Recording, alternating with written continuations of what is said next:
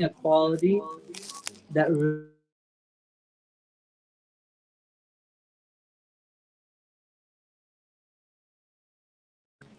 uh, last week. Anyone remember? We talked about being an A grade student. What was it called in Arabic? Ihsan. Yes, ihsan. Even though we're talking about our love for our relationship with Allah subhanahu wa ta'ala, ihsan related to our interactions with other people as well. So today, the discussion we're going to have is the quality of being beneficial. Of being beneficial. People who are contributing towards their community, towards their society. The Prophet ﷺ tells us, "Inna ahabba nasi ila Allah," that the people that Allah subhanahu wa ta'ala loves the most, right? That's who we want to be. The Prophet ﷺ is spelling it out for us. The people that Allah subhanahu wa ta'ala loves the most, anfa'uhum linnas. Those that are the most beneficial to other people. This is the quality that we want to aspire towards, and we want to be amongst that category that Allah subhanahu wa ta'ala loves. How do we achieve that? By being there for other people. By being a contributing member of your classroom, of your community, of your local soup kitchen, in whatever capacity it may be, by being beneficial, not just towards yourself, but towards other people as well. And frankly speaking, in America, we live in a society where we've created a microcosm of things that we think everything revolves around us. We have so many problems, and that's the end of everything. Basically, we said that our problems were so big, I don't have time to focus on anything else. Now, everyone has challenges, everyone has hardships, everyone has difficulties that they're going through. I'm not denying that, but what I'm saying is that in every capacity, there are other people that are struggling as well. And our job as Muslims is not to look just at ourselves, but at our community members. And this is captured in a hadith of the Prophet ﷺ, where he tells us, is this hadith that all of you have probably memorized, right? Our parents teach this hadith to their children to make them share. Are you guys paying attention in the back? Right here. Let's face forward. Parents teach this hadith to their kids so that they start sharing. لا يؤمن أحدكم حتى يحب لأخيه ما يحب لنفسه. None of you truly believe until you love for your Muslim brother or sister what you love for yourself. Right? We teach this to our kids to tell them to start sharing. But we need to teach this to ourselves so we can start being an active, contributing member of our community, where we go out of our way and help out other people. In your classroom, أنفعهم للناس, right? Being the person that helps out his class members. If someone doesn't know what page that the class is reading from, you help them out quickly. If someone doesn't have a pen, or if someone doesn't have a pencil, you're the one that offers it to them. Why? Because you remember this category of people that Allah subhanahu wa ta'ala loves. You want to be amongst those people that Allah subhanahu wa ta'ala loves because you were helping other people out. And the hadith continues, the Prophet ﷺ tells us that the best of actions, ahabbul a'mal ila Allah. And there are many narrations of this sort, and each narration is according to the person that asked the question. That the Prophet ﷺ tells this individual that the best of practices and to bring a smile to your Muslim brother's face, right? Not just a smile at them, that's a bare minimum, but you made their day, right? They were having a hard time, and they're missing an eraser, and they're angry about it now. You're the person that was able to get them an eraser and bring a smile to their face. Mom was having a rough day, and there's a mess in the kitchen. You cleaning that up is bringing you into this category of people that Allah subhanahu wa ta'ala loves. And there are so many hadith I can talk about, but I'll end with, I'll mention this hadith and then move on. This hadith I want all of us to memorize. Are you guys ready for this? I'm going to ask you at the end of the discussion if you memorize the hadith, okay? I'm going to ask you guys. The Prophet ﷺ tells us وَاللَّهُ فِي عَوْنِ الْعَبْدِ مَا كَانَ الْعَبْدُ فِي عَوْنِ أَخِيهِ. Allah subhanahu wa ta'ala will help you as long as you are helping other people.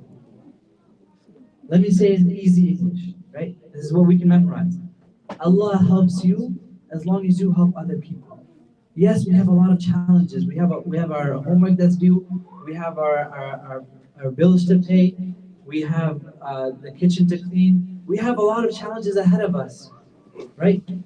But the Prophet ﷺ is telling us, Allah subhanahu wa ta'ala will come to your aid, will assist you in whatever difficulties you may have, as long as you are helping other people, as long as you are in the service of other people. And this is a beautiful point that Shaykh Umar Sulaiman makes. Are you guys ready for this?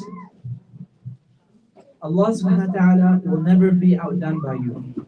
If you are generous, Allah will be even more generous than you.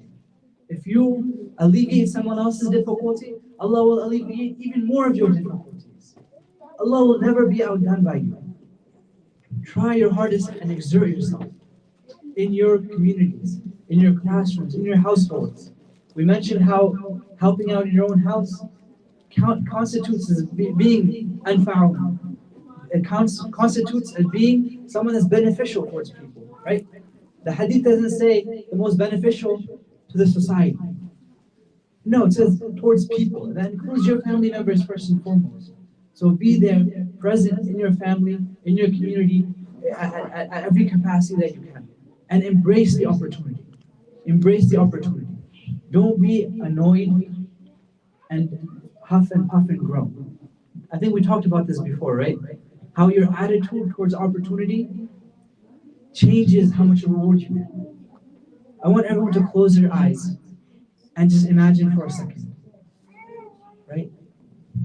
Revelation came to the Prophet ﷺ at different times in different capacities.